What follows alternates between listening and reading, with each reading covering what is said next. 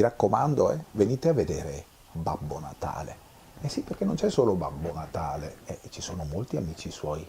C'è la Befana, per esempio, E poi ci sono Ortica e Castagna. E chi sono Ortica e Castagna?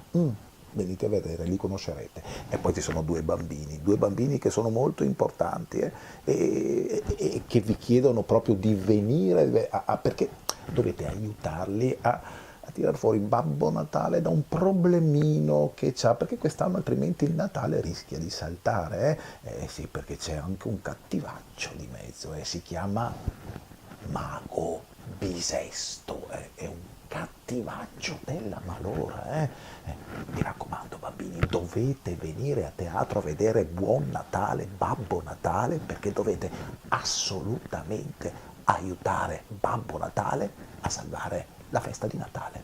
Ci vediamo.